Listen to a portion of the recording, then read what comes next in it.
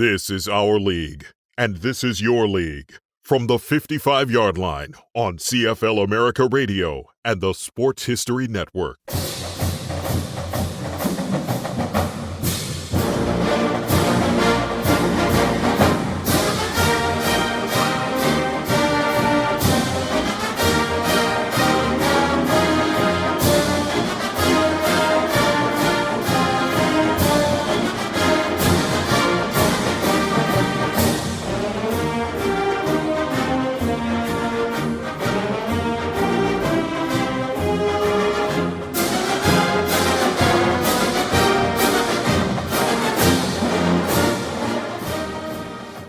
And welcome everybody to the new episode of Gridiron America. And I am sitting here today in Japan with my good friend Joe Zimba. How you doing, my friend? Well, Greg, it's always great to chat with you as well as to see you from so many miles away. And I think people can't see us, but I can explain behind Greg is an awesome display of NFL helmets, memorabilia, and everything that he needs to keep track of what's going on over here. Yeah, it's a little bit of everything back there, including my my comic book action figures, the ones that my wife allowed me to bring over here. I'm a huge Shazam Captain Marvel fan, so you can there's a whole shelf devoted to that. I don't know if you can see that from here, but it's great seeing you. And the last time you and I saw each other was at, I forget which library it was, when you gave a lecture on the Bears and Cardinals, and you signed for me your book, and I have it proudly displayed here, your newest book on the Bears and Cardinals, and that's what we're talking about today. We're talking about Cardinals stuff. So it's always a topic near and dear to my heart, and I know it is to you. Obviously, you've written 2 books on the Cardinals. You've also written one book on the one place that, was the home of the Cardinals where they did their training camp too. That's right. Yeah. The Morgan Park Military Academy, the greatest high school football program that no one ever heard about in Chicago. Hey, you know what? And it's funny you should mention that, because I went to high school at one of I think is one of the greatest high school football. One of the greatest high school football powerhouses in all of the state of Illinois, down at Bishop McNamara. But the whole story about Morgan Park is just it's amazing. And also too, in addition to your work doing your books, you are basically professor emeritus at the Sports History Network with your podcast, When Football Was Football. And you were also an instructor at the Football Learning Academy, which is run by our good friend Ken Crippen. So, and I know you just actually last night went on the Football Learning Academy myself, and signed up for the 2 courses that you are the instructor of. And you got anything else coming out there soon? We appreciate that. Yeah, thank you for that. I'm having fun with both of those activities, and of course, quite honored to participate with the Sports History Network and the Football Learning Academy. But we have a Chicago Cardinals page on Facebook, which we try and update on a regular basis with new information of old stuff. And I think I've told you before, Greg, I have no life. I search for Cardinal stuff every day. And if I can unturn some nugget and share it with people, I'm quite happy. But also starting to fool around with a couple other book titles on the Bears, Chicago Bears, and the Chicago Cardinals, which hopefully will be wrapped up later this year. So it's kind of nice in my old age of retirement to just spend about 100% of my time, although my wife's not real happy about it, researching old football guys. So it's been a lot of fun. I get it. Oh, believe me, I get it. And I know your wife too. So, and she definitely, it was a pleasure meeting her too when I was at the library, when I saw you. Well, all the times I've seen you at your lectures, your wife's always been right there with you. And your wife's like my wife. Keeps us on the straight and narrow, and they don't mind the football stuff because they know what we're doing. They can see it, right? It's not like, we're, in our retirement, we're sitting at a bar somewhere, just, Which football sounds pretty good too, though. Huh? Yeah, yeah. And it's funny here in Japan, when it comes to football, it somebody was asking me the other day, oh yeah, I want to, they were asking me about The Rock and the XFL, and it's like, oh, I'm sure. Hmm. And I didn't want to burst anyone's bubble, but here in Japan, when it comes to gridiron football, nobody knows that there's even a gridiron league here. I mean, there's Oh, college football here and there's pro football, and from us being on Facebook with each other and seeing my pictures and everything, I mean, there's football that goes on here. And when my wife and I and my brother-in-law, we went to the college football national championship here in December, there was that moment that I'm sitting there, and I'm just looking around. I'm like, this what it must have been what it was like sitting in Wrigley Field, oh, watching a football game at a mm, baseball park, and not only a baseball park, but you know, a historical ballpark. And even though, it wasn't pro, but it had that feel. And the other part of it was nobody was sitting around me wearing anything with NFL properties. It looked like an old school football whoa. game where people just showed up in their street clothes, cheered on the team. You didn't have anybody wearing jerseys or anything. It was very much, it felt wonderful actually. It's just, because I've been to enough football games, and I know you have, where it's like you look at people wearing the jerseys, Mhm. and sometimes you wonder, do you even know whose jersey you're wearing? Right. Do you even know, I mean, like I went down to my first Cardinals game down in Arizona, and I've been to many Cardinals games before going on to see them at Glendale. I'm walking through, this is like hot, I mean, typical Phoenix day. It was like probably 300 degrees outside, but I'm walking through the parking lot, and I have some guy from way over on the other end goes, is that a Tim Rosenbach jersey? I go, yes, it is. And I have a Oh, Johnny Johnson one at home. So yeah, no, it was really cool. Just doing that old school. It was a throwback game. And it mhm. was in a throwback setting. And that's what, as you see behind me, my shelf with my football stuff's kind of a shrine to the 70s, the era that Yeah. I was a kid in. And yeah, so that's, I'm digressing here. So No, but hey, um you brought up what could be a good subject for someone to write a book is fan apparel through the centuries. oh And yeah. got some photos of, say, from the 1890s at the University of Chicago when all the fans attended horse and buggy and they were dressed to the hilt, very formal wear. And then you go even to the early NFL, everybody had a suit and tie on. For Yeah. example, when Red Grange showed up, and how that has changed over the years to the apparel. Now we just try and stay warm at some of these Yeah. locations. Oh yeah. Well, talking about apparel and everything. So when we moved over here, I had to give up a lot of things, personal possessions. Like, do Yeah. I need this? But when it came to my NFL apparel stuff, that was it was a hard line there. So a lot of my sweatshirts didn't make it. My Chicago Cardinal sweatshirts that I think I've worn to every one of the lectures I've been. Those I had to part ways with, but Oh, that's okay because I got to keep my Cardinals jackets, um, the jerseys that I love the most, all my Cardinals jerseys, and I think I've told you this before. When I grew up in the '70s as a 10-year-old kid in '77, I was a huge Bob Greasy fan. I was a huge Dolphins fan, and I don't know why. I think it came with Bob Greasy having the horn rimmed glasses, and with the Cardinals connection.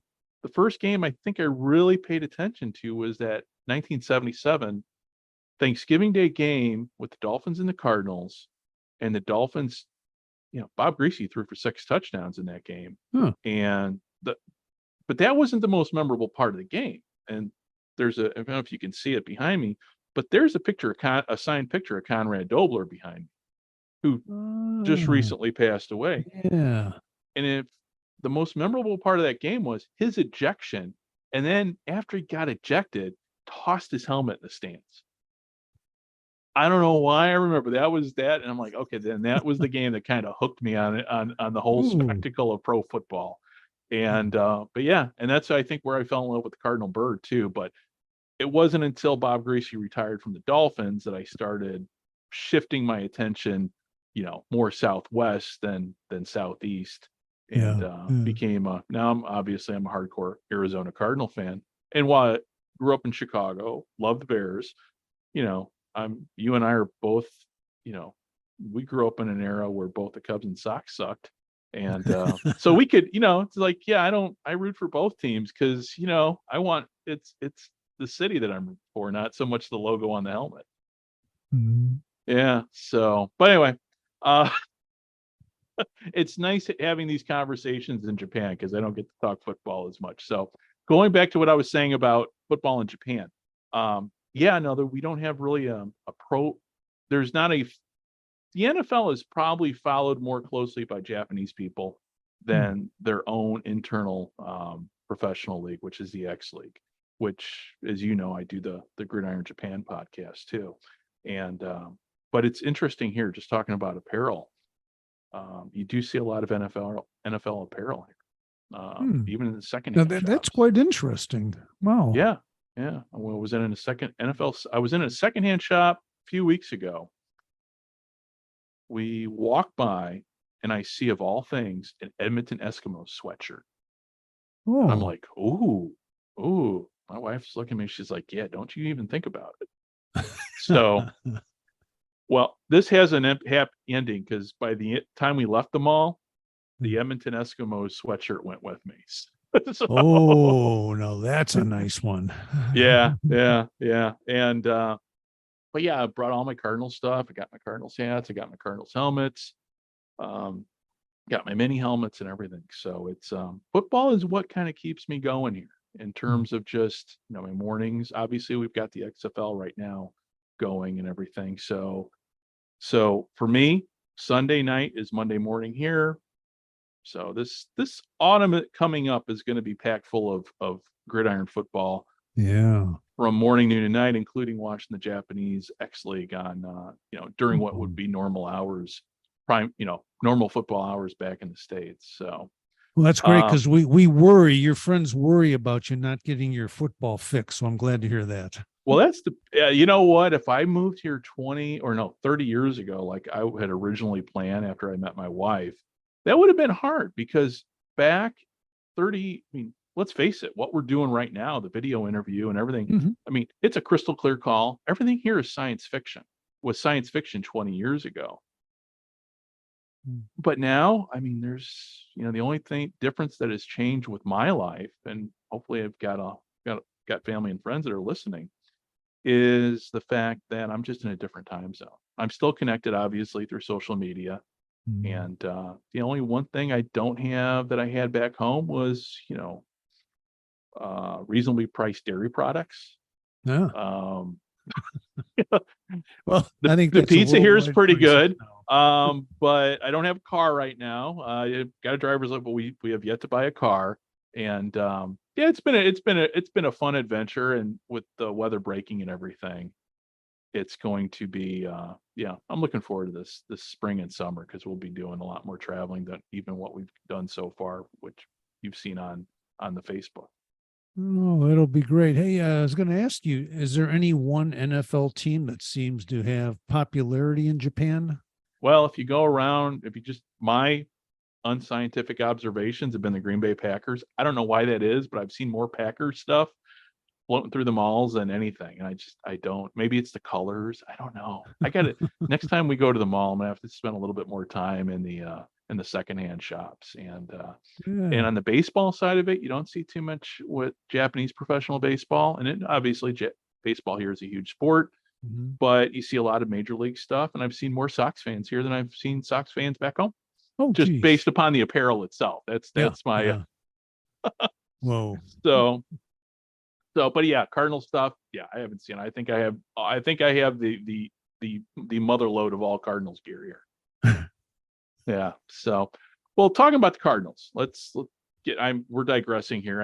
I for me, I get kind of long winded and it gets cathartic being able to do have these football talks. But talking about the Cardinals, we had an anniversary that happened the Yes. other day that honestly, I'm happy did not go unnoticed by not only, well, it was nice to, and I listen to Dan Patrick every day.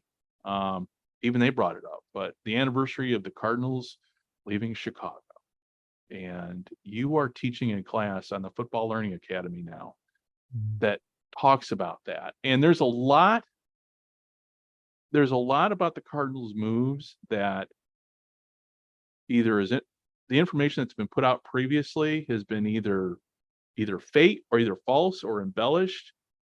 There's a whole story that led to this decision that I wanted to sit down and just have you tell me and tell the audience, how did it come to be our Cardinals left our hometown and made their way eventually down to what I like to term the far, far, far western suburbs of Glendale?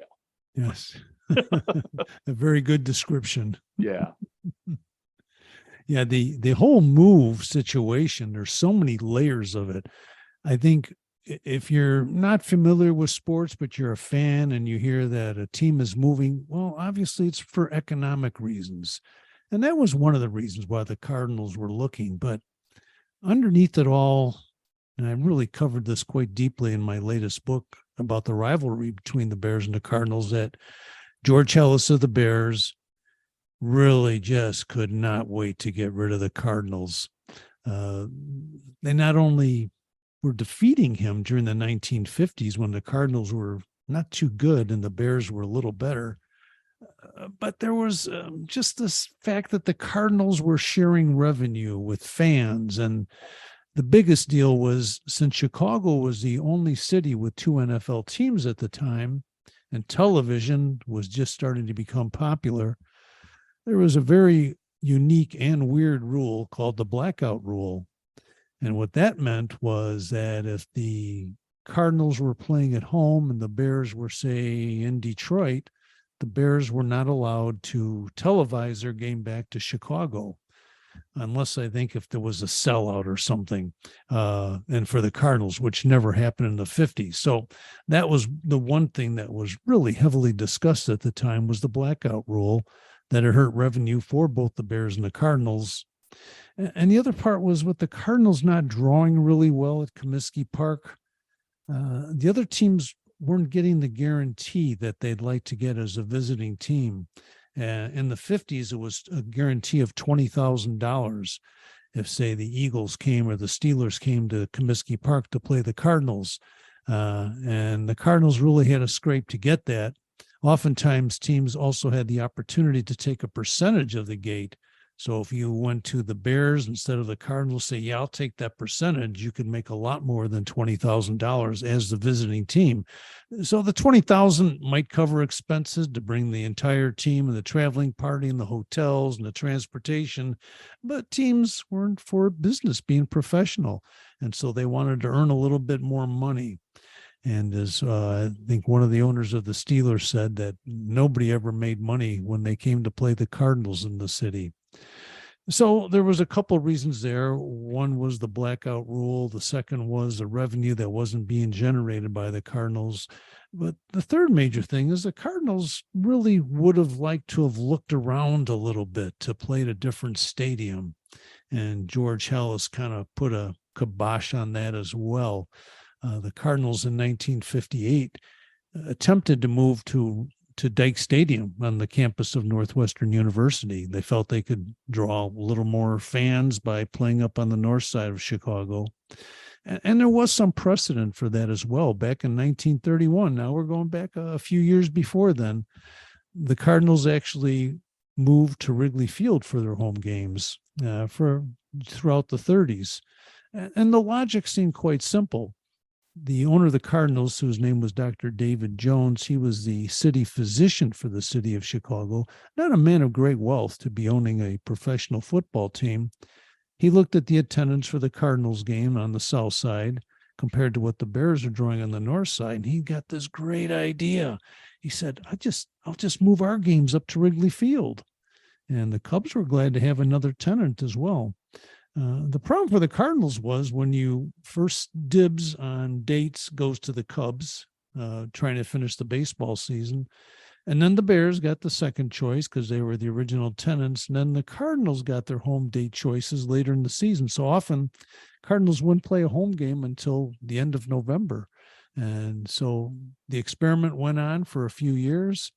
The Bears fans never really picked up going to Cardinals games, and the Cardinals fans from the south side of Chicago, and you can compare this to the rivalry between the White Sox and the Cubs in baseball now.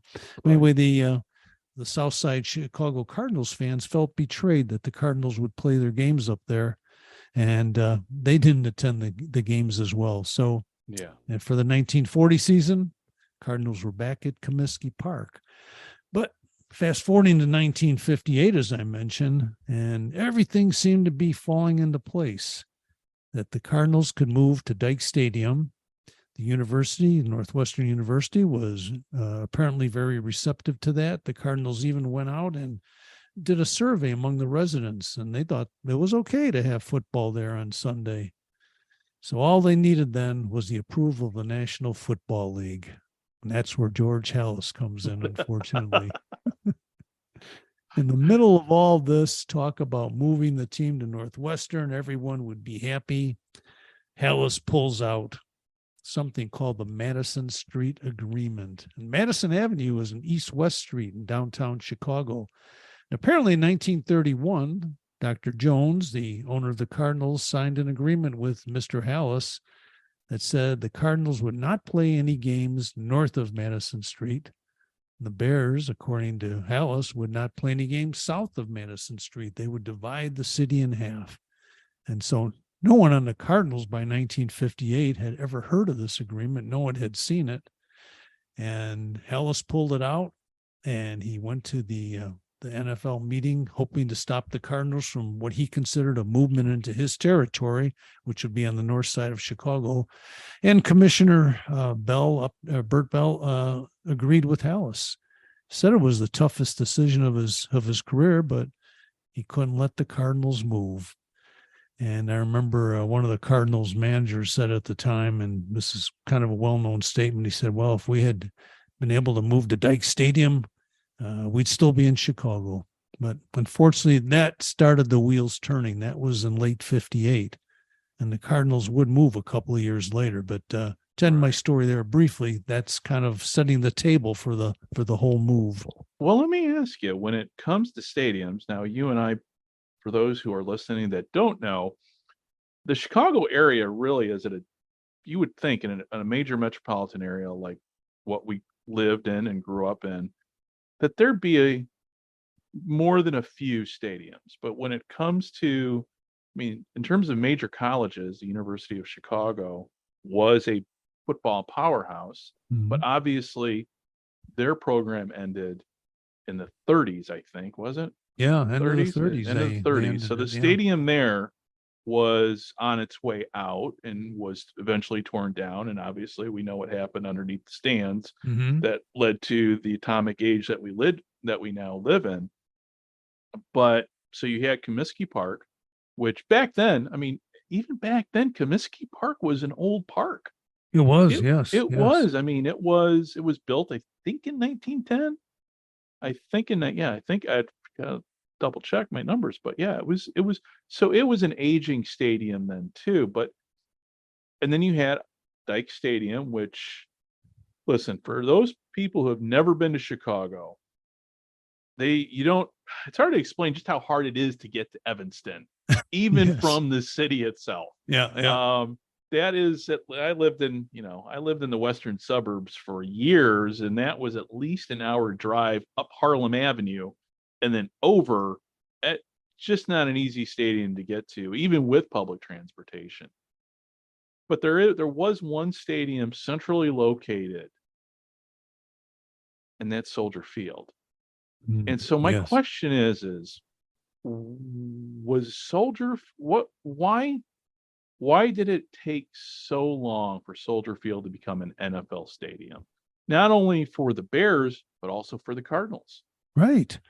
And that stadium was built, I believe, in 1924, and it hosted huge crowds. I think for 110,000 people attended a Notre Dame game there right after it opened. It also Army Navy hosted game. auto races. Army Navy game. Yep, Army Navy played there. And so, but it wasn't used. It hosted the Pan American Games in 1959, for example. But it was huge, and if you see it on television now as the home of the Bears, it's not anywhere near the size it used to be. There was a north end, so they could fit this full track in there for athletic events as well as auto racing. It truly was. I mean, it truly was an Olympic stadium. It was, yeah.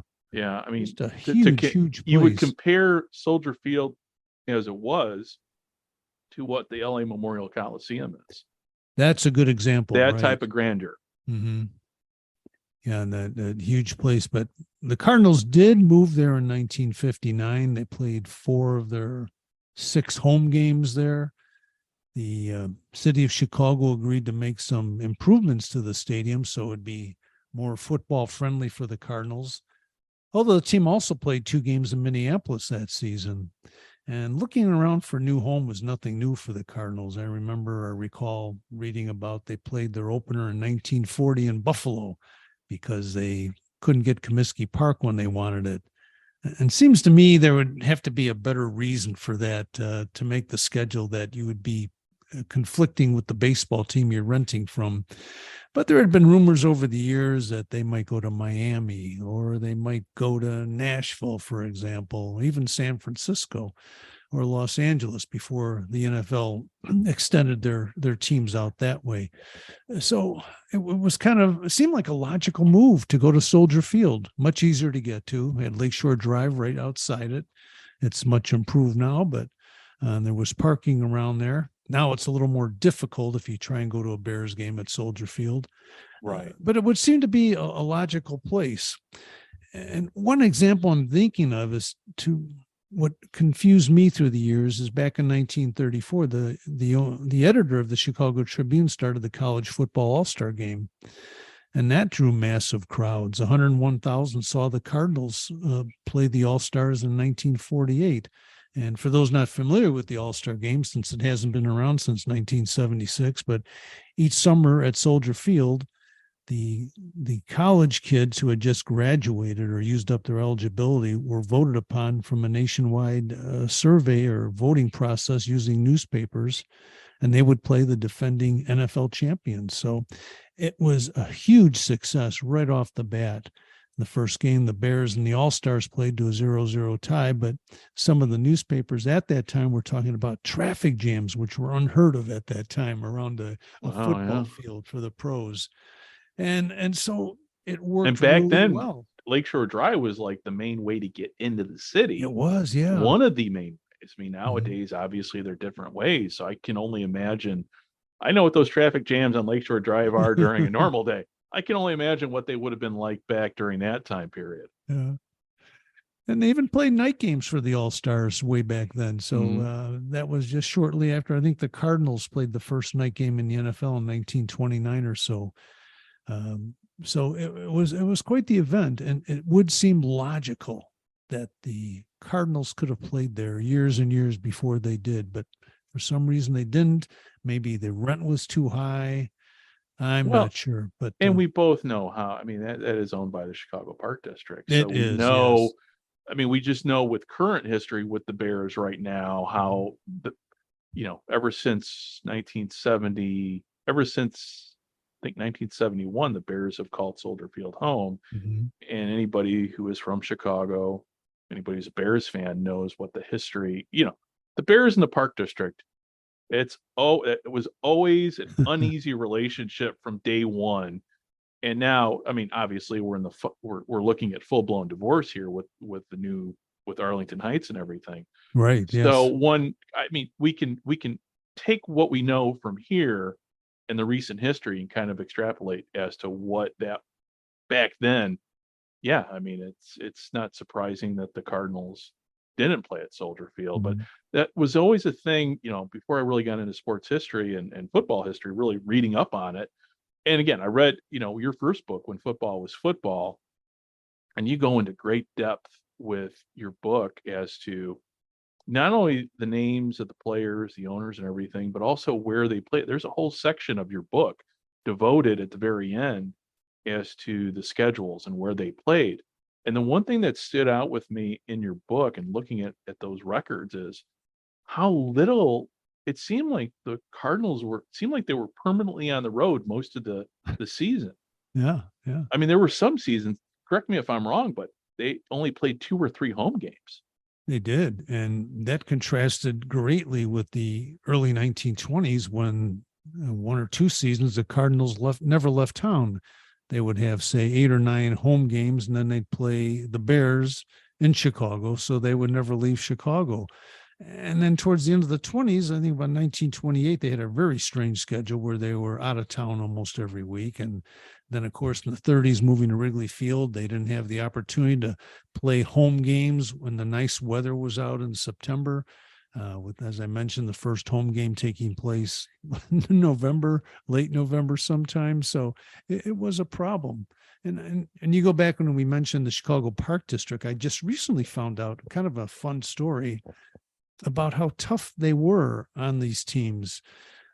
Charles Bidwell, who owned the Bears and owned the Cardinals. He was an owner of the Bears too, but who owned the Cardinals for many years, and his family still owns it. He had constructed a stadium on the south side of Chicago called Bidwell Stadium, and he opened it up for free to all the different softball teams, including a professional women's team. I did not know that. Every year they would have charity games where you would say pay $2 or $3 to enter the game, and all that money would be given to charity. And so Bidwell was really well known for his charitable efforts at the time. When he passed away in early 1947, and a couple of years later, another company took it over. And the Park District eventually condemned the land so they could own the stadium. And so some of the folks who had raised thousands of dollars for charity went to the Park District to get approval to play this all-star event at what was Bidwell Stadium. And the Park District turned them down because it said, we can't allow anybody to charge admission on a Park District facility. So they essentially wiped out the entire charitable events that took place there. Wow. And so that's why I'm saying maybe getting the Cardinals to rent Soldier Field wasn't as easy as they thought it was. Yeah. Now hearing that and that all makes sense actually to me. I'm like, okay, now I understand. Because eminent domain, I don't know for those who are familiar, at least in Illinois, I mean, eminent domain is told to me by the state, as explained to me by the state's attorney down there in Will County. The government can pretty much take what it wants by eminent domain, and that is a good example, perfect example of what what Illinois Chicago politics kind of has always been about. And so let me ask you, when it comes to, let's talk Charlie Bidwell, because there's to me it's always been the greatest what if, and I say this because over the summer, and you probably I know you saw the pictures of me and Randy Snow with the World Football Podcast. Randy likes to go visit the graves of famous individuals, famous football individuals. And so as part of our journey over a course of two days, we took actually right down the street from not too far from where I lived, the graves of Charlie and Violet Bidwell. Buried they're in Hillside at the mausoleum. And so when I was there, Randy and I were having this discussion. What if he would not have, let's just say hypothetically, medical science was able to save him and he survived what he died from? How different would the Cardinals' history have been, do you think? Ooh, boy. That is a great question. And for a couple of reasons. One, he disproved the notion that the Cardinals were not willing to spend money. He spent a lot of money, for example, recruiting and signing Charlie Trippi in early 1947 before he passed. Right. And the other thing that was always interesting is he was good friends with George Halas. He had owned a share of the Bears before he took over the Cardinals. And so I think so much acrimony came out, and I might even call it hate, between Walter Wolfner, who married Charlie Bidwell's widow, right, he's not a football man. And I still would think that if Charles Bidwell was there, the Cardinals might still be in Chicago. Wolfner was from St. Louis. He just seemed to aggravate everybody. The team that won the championship in 47 was virtually disintegrated within a year or so. Yeah. And we hear stories about how Jimmy Councilman, the coach, couldn't stand Wolfner, so he left. Even Curly Lambeau, the surprise selection in 1950 as a coach, he didn't last 2 years because supposedly of Wolfner. And even there was a president of the team that was a football man who left the Cardinals because apparently he couldn't get along with Walter Wolfner. So I think if Charles Bidwell was still around, we might still have the Cardinals on the South Side. He may have jumped in and earlier work deals because he knew everybody.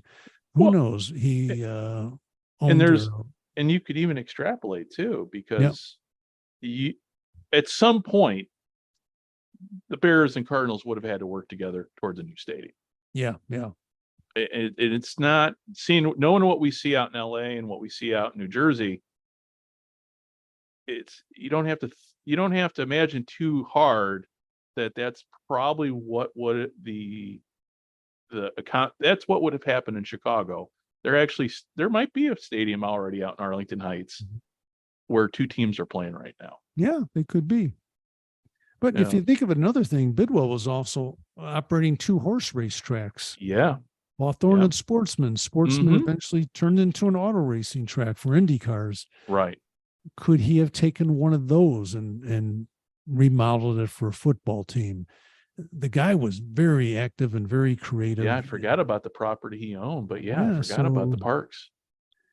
Or he could have just, at the time, there was plenty of vacant land around the city that he may have gone ahead and just built his own stadium as well. Right. And so talking about that and so he passed away, and 2 years later, Violet remarries. Mm-hmm. Now the relationship, that to me has always been kind of the key turning point for that franchise is when Charlie Bidwell died. Everything kind of turned for the franchise. Like you said, that championship team was pretty much, they went back to the championship in 48 and lost by a touchdown to the Eagles. And after that, never sniffed anything in terms of winning for quite a long while.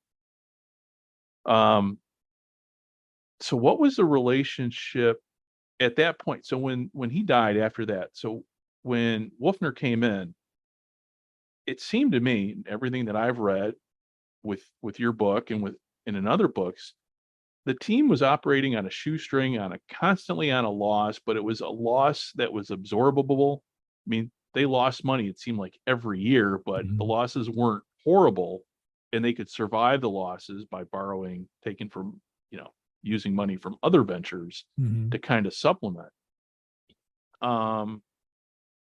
But how much of a mom and pop operation was it, I guess, is what I'm trying to ask.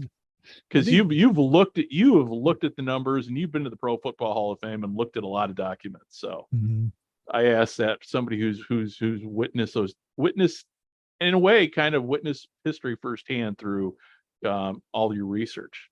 Yeah, and that part is always fun. But yeah, Bidwell was a good manager, in my opinion. He ran a whole umbrella of different companies, from the racetracks to dog tracks to his printing company, which sold programs and tickets for everybody in the area. So he was making a good living, and he wasn't afraid to get involved as well. He was proactive, for example, with the softball leagues. He started the softball team called the Bluebirds in Chicago for women's softball. And he opened the doors for women to be professionals during World War II. And so he's the kind of guy, I think, was such a go-getter, and he was still so young, in his early 50s, I believe, when he passed away, that he always was thinking of a way not only to, let's say, make a buck, but also to have fun doing it. In fact, someone asked him, "You're losing money on the Cardinals or on this and that." And he'd said, "Well, what's the fun of having all this money if you can't spend it?" So I always thought that was a neat quote for him as a manager, that, as you just said, he always seemed to have the ability to, shall we say, rob Peter to pay Paul. And rob is too strong a word, but from one of the other companies might hold the Cardinals off until they could get the attendance in. And Yeah. the Bears had the same problem in the 30s. Right. George Halas had IOUs out to his coaches and to his players like Banco Nagurski, and paid them off in notes with interest when they started getting money in from attendance. And so that's why football being televised was so important in the 50s. And Halas was one of the first to jump in, starting his own little network in the early 50s. Even though Halas in the late 40s once said, and I probably told you this, he said, "Bah, who's going to watch television? They're going to sit around your living room and watch a game on a little box. It'll never be popular." And of course, 109 million people watch the Super Bowl every year, so I guess he was wrong on that. But he did have the intent to start his own television network. He saw where this might be helpful, and I think the Cardinals might have been involved in that early too. And Chicago being a huge market, there's no reason why both of those clubs couldn't have been more economically happy than the Cardinals were. Well, when you say television network, what was that? I mean, explain, because this is something, I mean, I've heard about, but I really never, I don't really know a whole lot about. So when the Bears started their own little network, were they broadcasting, for lack of a better, were they like the Cubs and broadcasting on WGN? And Yeah. how did that work? From what I understand, Halas was able to put together different stations that would cover the Bears, and they would share in the advertising, which wasn't phenomenal at the time. Right. But knowing Halas, he may have gotten a piece of every television set that was sold in Chicago too. Yeah, but that's a good point. Literally put together a network of stations in the Midwest that would be able to watch the Bears games, and therefore increase the popularity of the team. And hopefully people then would come by and invest their money for a ticket to watch the team. And of course, things are so much different then. There just wasn't much revenue coming in. You had your ticket sales and your program sales for many years in the NFL. And so knowing that Halas had this unusual vision that after briefly saying it wouldn't work, he certainly really pushed television in the early 50s. And was it a net? And I'm probably going to ask you a whole lot of questions on this, so I'm going to apologize in advance, because now the old probation officer in me is starting to spin up questions like I would always do when I was doing a case. So with this television network, was it outside the Chicago, or was it within Chicago? Basically, I guess what I'm asking is, did they televise home games and away games in the Chicago market? Yeah, I think it was all home games that were televised outside of Chicago, going as far as South Bend or say Beloit, Wisconsin. Okay. And I'm thinking there was one or possibly two channels in Chicago.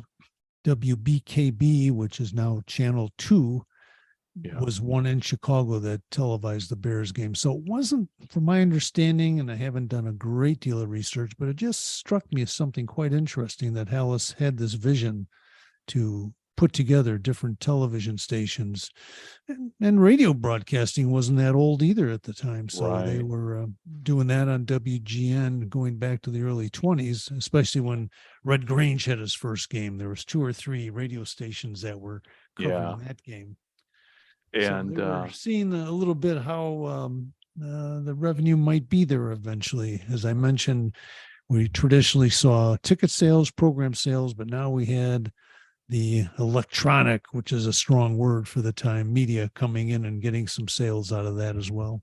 Yeah. And, back then, up until, through my childhood, and over the air antenna TV was the main way you watched everything. I mean, people talk about streaming nowadays and how ubiquitous it is, and nobody's watching cable. Cable subscribers are going down, but over the air free TV has always been a staple everywhere, not just in America. Yeah. I cut the cord here in Japan, and I can watch all my Tokyo Giants games free. The Tokyo Giants here, it's funny. I'm digressing just a little bit, so bear with me. They're basically, when I watch Tokyo Giants here, it reminds me of watching the Cubs on WGN. They're ubiquitous. It's like, boom, Giants are on. And, going back to the Bears, they had George Halas had the foresight to at least attempt something like that. But there was another, as the 50s wore on, there was also the talk, the push for expansion. Because the NFL, for those who don't know, who are listening to this and don't really know football history, people forget that the NFL consisted pretty much of 12 teams for a good part of its history through the 1950s. Am I right on the number? Because I'm like, I'm going to assume you are, but okay. yes. Because I always sit down, because when I tell people, I always try to prove how I hate saying this, how old I am. I go, you have to remember, I was born at a time when Lombardi coached the Packers and there were 12 NFL teams. And I get this look like, what? So, but back then you had the NFL. The NFL was an old boys club, including the Bidwells. The Bidwells, they were, not that they were founding members, but they had been with the NFL, much like with the Rooneys and everything. They were part of that, all the traditional families that, and for a lot of the teams, are still with us. I mean, the Gaskies, the Rooneys, the Bidwells. I mean, those three families right there. And unfortunately, the Bells are not part of that. And you and I are both friends with Upton, and right. And Upton tells a story about how, fate intervened, that him and his brother weren't able to own the Eagles because of his father's untimely passing. So, but you had to push for people were clamoring for expansion. The 1950s, it was post-war America. Things were changing. But the NFL didn't want to expand. And in your research during that time period, aside the Cardinals, it seemed like everybody wanted to buy the Cardinals. And so the Bidwells didn't want to sell. And what was the reasoning? Who was the person behind saying we're not going to sell the team? Was it Violet or was it Wolfner? Yeah, that was Wolfner. In fact, even that, if we bring our story back to the Cardinals leaving there, Wolfner was adamant, even in the early 50s, that saying we're not leaving Chicago. And even when the move was announced on March 13th of 1960, 3 days before he was denying it, 2 days before he was denying it, the day of it, he was denying that they had any plans to move. So that's, I think, why it was so harsh a decision for the fans who kept up hope that the Cardinals would still be there. So it was Walter Wolfner. Yeah. Okay. And so, like, with the events that led up to it, now we know in the 50s, towards the end of the 50s, the Cardinals shifted over to Soldier Field. And do you recall, why did they shift to Soldier Field? How did that come about, that season they played in Soldier Field? There's two stories I heard. One was the White Sox were not interested in sharing the field any longer. White Sox had good teams there in the 50s. And 59 was the year they went to the World Series, won too. The pennant. Yeah. So there was that fear of a football team being in there and destroying the grass, etc. And the other that the Cardinals, after being turned down for Dyke Stadium, really wanted to test the grounds, maybe finally seeing if there was some place where they could attract more fans, Soldier Field being a logical move. But of course, as I mentioned, they played 2 games in Minneapolis as well that didn't really draw that well. They only drew about 20,000 people each, but it was still a time of experimentation until the denials kept getting stronger and stronger from Wolfner. And I guess when someone denies something that much, you wonder, well, what is really going on here? Right. But there was one individual, there are actually 2 individuals that really pushed for to buy the Cardinals. And so we're talking Bud Adams and Lamar Hunt. Yep. And I always wonder, I always like doing, again, I go back to the what if questions. What if the Cardinals were now known either as the Houston Cardinals or the Dallas Cardinals? How different our reality would look. Yeah. Just on the sports, just on when it comes to sports. would we have? I mean, I think the NFL would have expanded, just knowing where we're at now here in the 21st century. But just the whole landscape of sports would have been so completely different had the Cardinals moved to Dallas or Houston. Yeah. And of course, we've all heard the story that when Lamar Hunt apparently couldn't buy the Cardinals, he decided to start this competing league called the AFL. And it was logical for the Cardinals to go to St. Louis so the AFL wouldn't get a foothold in St. Right. Louis. And that's what this kind of, it's always been the story I've heard. Well, that's the AFL is the reason why the Cardinals went to St. Louis. But was that the case, do you think? I think that the case was Wolfner wanted to get as big a payday as he could by moving the team. And the attendance had been pretty lousy, except when the Bears played against the Cardinals at Soldier Field, or excuse me, at Comiskey Park. Their attendance was really horrible. I think in 59, only 10,000 showed up for a game with the Steelers. So it would be this stuff, and we hear of Wolfner denying it even the day of the announcement. This stuff had been going on for months. You just don't move an entire NFL team. Oh, right. So my opinion, of course, and it must have been a nice incentive for the Cardinals to pick up and move to St. Louis. And everyone says it was just about television, and I agree with that too. But when you throw in $500,000 back in 1960, and a lot of that supplied by George Hellis of the Bears, it makes for intriguing possibilities as we consider what might or might not have happened. But what if Hunt had bought in the Cardinals with his apparent lots and lots of money? How would the NFL look differently? Where would he have moved the team? Would the AFL never have occurred? Would we not have Joe Namath promising to win? And we wouldn't have America's team. Yes, right. We wouldn't have. Would they have been here even? So it's I mean, it's always, I like doing, and that's the great thing about sports history is when I sit here, I'm like, okay, well, what if? I mean, I talked to Tim Hanlon the other, was it last week now, with Good Seats Still Available. And when I listen to his podcast, about the leagues and teams that have passed, it's like, man, if history would have twisted just a little bit, where would we be at today, whether it be baseball or basketball? But, obviously, you and I were huge Gridiron football fans and the whole football aspect. And I think, honestly, I can't even imagine a reality where the Dallas Cowboys don't exist, where 32 NFL team league doesn't exist. Yes. And you just all the possibility. I mean, there would have been no AFL. You would have still had Lombardi. You would have still had those great Lombardi teams. But no Joe Namath. You would have had Joe Namath. He might have been playing for the Cardinals for all we knew. He got drafted by the Cardinals. Yeah. Yeah.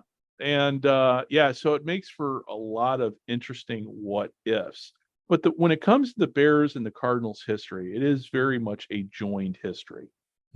And what are some things that people don't realize that joins the Bears and the Cardinals, aside from the fact that they're both the original founding members? Are there some other tidbits of trivia here that a lot of people wouldn't know unless they read your book? And without giving the whole book away, is there anything you can share? You get anything you can share there people wouldn't necessarily know just by looking at stuff on the internet? Yeah, a lot of the stuff that we include in the book, of course, has not been seen by the internet. Of course, we all know that the Bears and the Cardinals are the only two original NFL members that are still in existence. The fact that they shared early radio station coverage in Chicago, which was interesting. They shared Wrigley Field, as we talked about earlier. I did not know it. Well, I mean, I've read your book, but had I not read the book, I would have not known about the radio.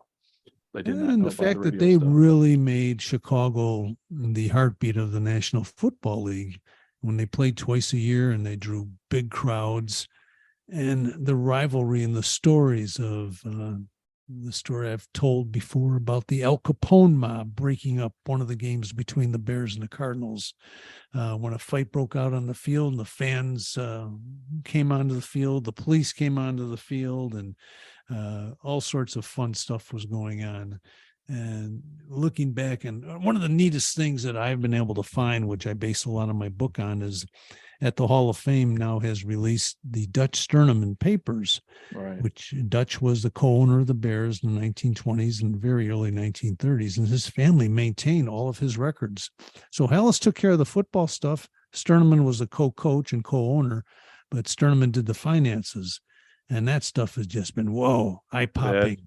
To see what's happened with the actual holding in my hand the documents that state how much each team made when Red Grange played his first game in 1925. I have been to many of your lectures, and you've shown that document on the screen, and it is all the documents you show are fascinating, but that is one of the ones where you're like, oh, wow.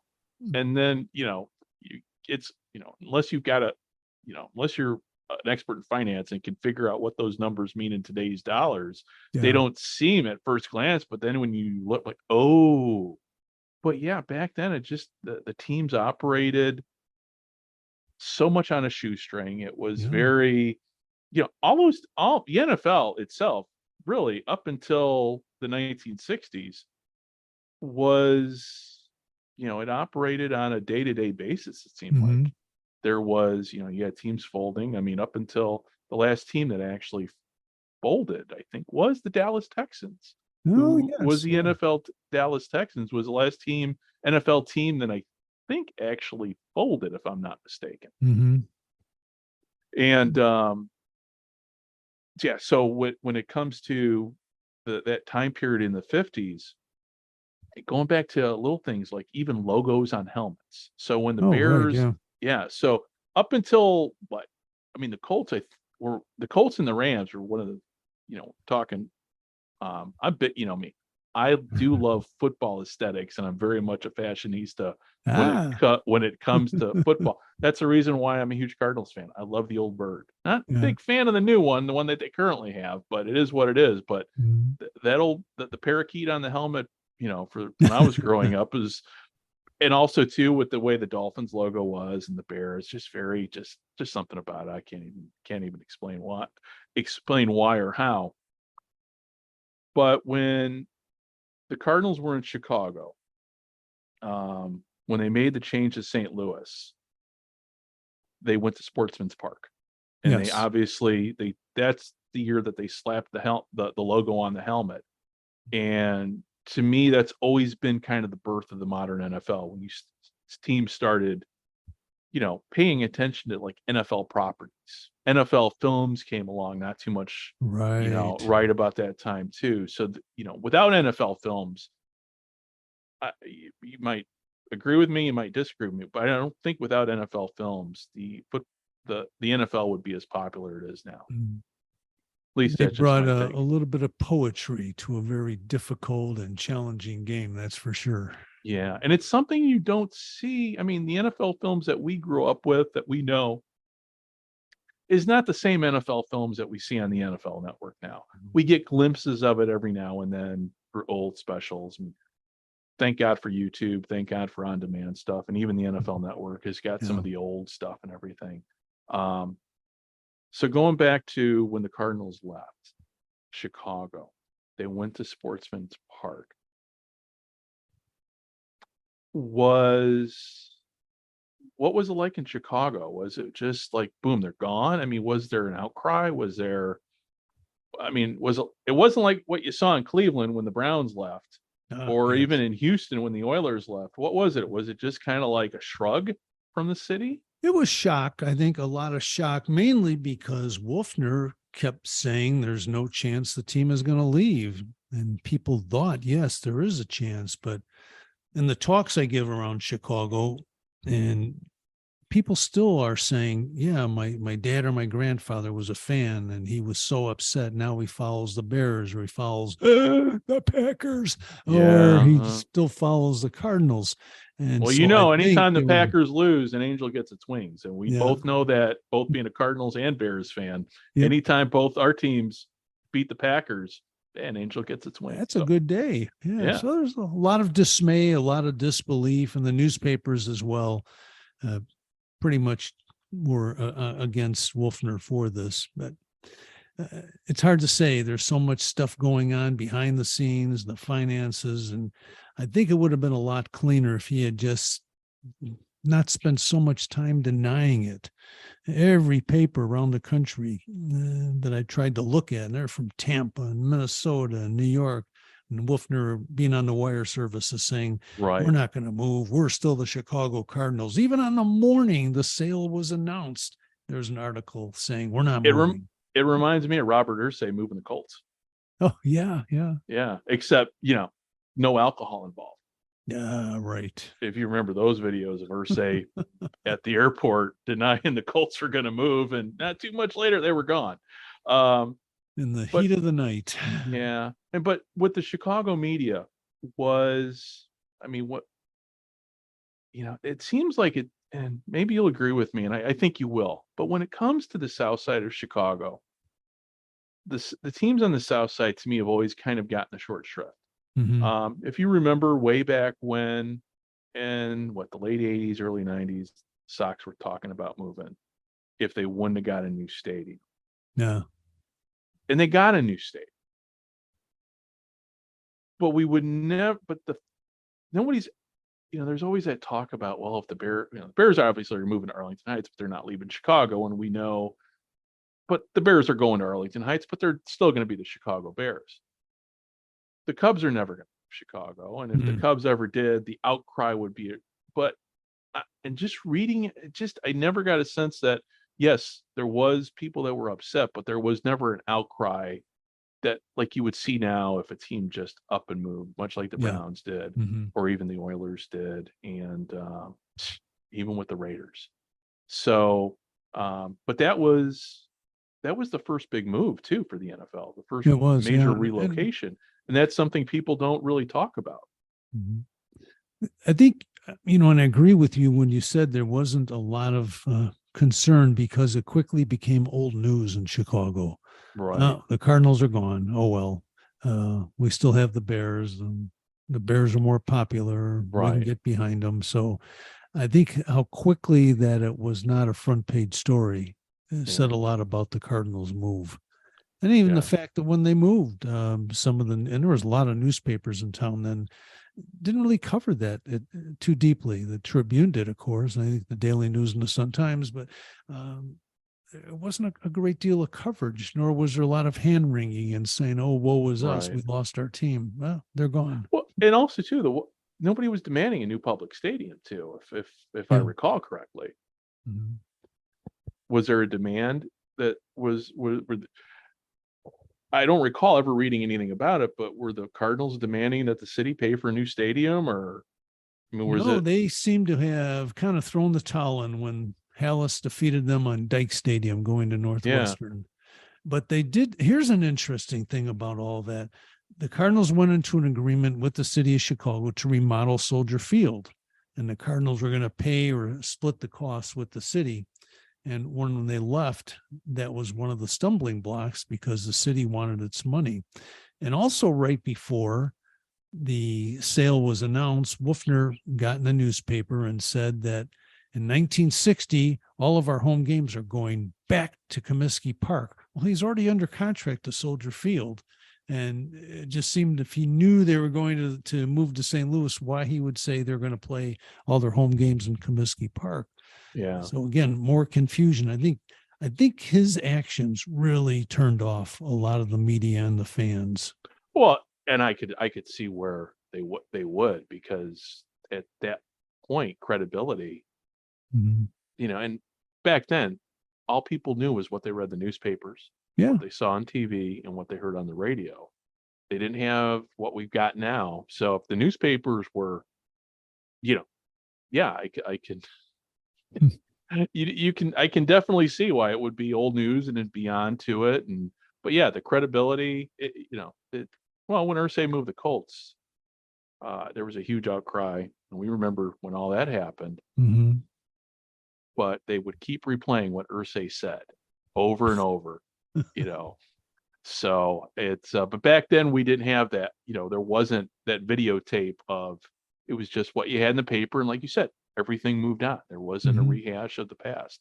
So, And and nor real did quick, we have negative reporting from the media, nor did we have the ability on social media for 8 million individuals to voice their opinion on this. yeah, They were exactly. gone. Which is, in some ways good, some ways bad. So Mhm. it's always, and you and I both know Twitter and social media is a double-edged sword. So, Yes. yeah, I could only imagine if that would have happened today. And so now here we are, and the Cardinals being in St. Louis, that's a whole nother chapter that, and I Mhm. know that even though I know you're, huge, you're not writing it. Your research has never been, it's always ventured. You've always had a little carryover into the St. Louis years, but your focus has always been as when the Cardinals have been in Chicago. Yeah. Yeah. And, obviously your dad was under contract with the Cardinals. And Exactly. Yeah. that's what generated, that's what got you to where you are today, being, like I said, the professor emeritus with the Sports Uh, History Network and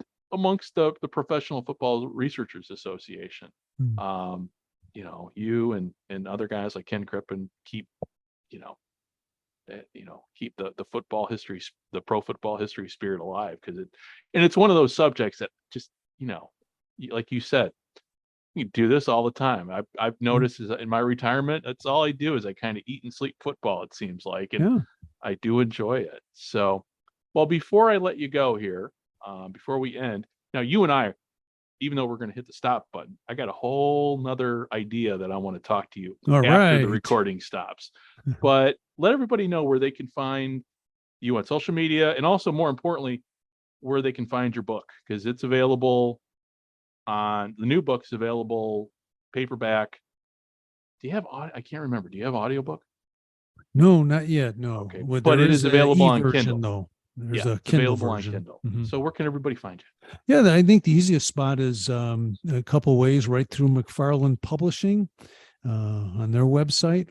Also, of course, Amazon, but the websites for, say, Target or Barnes and Noble also would have the book. And it's in paperback as well as an e-version, which is about half the price, I think. So also on social media, we're on Twitter at Shy Cards. And then on our Facebook site is Chicago Cardinals. And what else is there? But yeah, those are the main places to reach us. And I always my email is on there too. We will respond to everybody who writes in and have questions about the Cardinals back when they're in Chicago, and that's always a lot of fun because we'll get notes from people whose, say, grandfather, great grandfather Oh, played yeah. for the Cardinals, and it was really nice. This past fall, I did I think 20 talks to promote the book. And you were at a couple of them and managed to stay awake. So I'm always grateful for Yeah. that. Well, I was going to ask you before we finally wrap up here. Are you? I know Are you doing any upcoming talks, say down where you're at right now? I know you Yeah. been floating around the Arizona, floating around Arizona doing giving talks. Any more planned down there? Well, a couple that one we did in Mesa at the Mesa Library, then we'll be in Ventana Canyon, but I'm not sure when we are going to release this portion of the talk, but that's I think March 20th. Oh, this thing's going out later on tonight after Oh, okay. after I spend my day outside working in the yard here. It's a sunny day here in southwestern Japan. Um, but are you planning on being back in Phoenix anytime soon, like the Mesa area? Because I know, and I'm gonna give a shout out to my aunt and uncle who All live in right. Mesa. I don't think they were at your. In fact, I know that because they would have said something, but they didn't. They weren't able to make it to your last talk in Mesa. Are you going to be going back to Mesa anytime soon? Yeah, not probably till early next year. I think we will be Okay. back. All right. But wrapping up my time here, and we want to thank everybody who came to that Mesa presentation. A lot of people, and we had some great questions. And it's nice to see fans interested in NFL history, and particularly the Cardinals history back when Oh they were in yeah. Chicago. Well, and the great thing about out where you're at in Arizona, like at the very beginning, I said, it's a far, far, far western suburbs Yep. of Chicago because they got everything. It's like, hey, there's a Portillo. When I was down there for reserve duty for the 4 years I spent down there, somebody's like, "Oh, you're from Chicago? We got a Portillo's down here. You want to go to Portillo's?" I go, "I got a Portillo's literally like a block down from my house. I don't need to do Portillo's in Phoenix. You know, I had other good places that I like. Fate's Brewery over there on Scottsdale Road is always. Yeah. If you've not been there, it's a great place to go. No, So I next haven't time been you're there. in Scottsdale, Scottsdale and McDowell. It's one of my Mhm. favorite places. So, well, hey, listen, my friend, it is good talking with you today. You definitely have made my day. It's always good when I'm sitting here in southwestern Japan talking football to my friends far away on the other side of the world. And again, the great thing is, it doesn't feel like I'm on the other side of the world. No, And this is great. yeah, and we will definitely do more of this because, like I said, I've got an idea that I've kicked around with our fellow Sports History Network podcasters that I want to talk to you about and have a meeting on and figure out how we can incorporate technology into some future podcasts, Oh, which good. I'll explain about. So, but for everybody listening, thank you very much. And believe me, you're going to be hearing from me pretty soon because I've got quite a few guests lined up here for Gridiron America here from the 55-yard line on the Sports History Network. And the reason why I'm doing these kind of solo is with the time change and everything. My buddy Scott, not always able to line up our times. And, Scott, I always tell people that are listening, Scott is still here. Scott and I have not divorced, but it's just a matter of just lining up things with his life there and with my life here. Scott's doing well, and hopefully you're going to be hearing from him sooner rather than later. So with all that said, hey, if you're looking for me on social media, you can find me at CFL America. I'm also at XFL America, where I've got the XFL InfoWars show. And if you're watching XFL football right now, which I am, which I'm going to be honest with you, I'm enjoying watching, but it is the third version of the XFL. And if you had a chance, I just recently interviewed Brett Forrest, who wrote the history book on the first XFL, which was a very, it was an enjoyable interview, and that's another great book out there. Joe, you haven't read that book yet, right? I have not, no, but Yeah. now you've got me anxious to look for it. Yeah, just re-released too on Kindle, and it is truly, it's one of those books where you just like, and then 4 hours later you're midway through it, almost done with it. It's a phenomenal read. And with that said, real quickly before I let you go here, you working on any books coming out? There's two I'm working on. One will have to do with the Chicago Bears in the 1940s, and it would be focusing on how one team won 4 NFL titles in a 5 or 6 year period.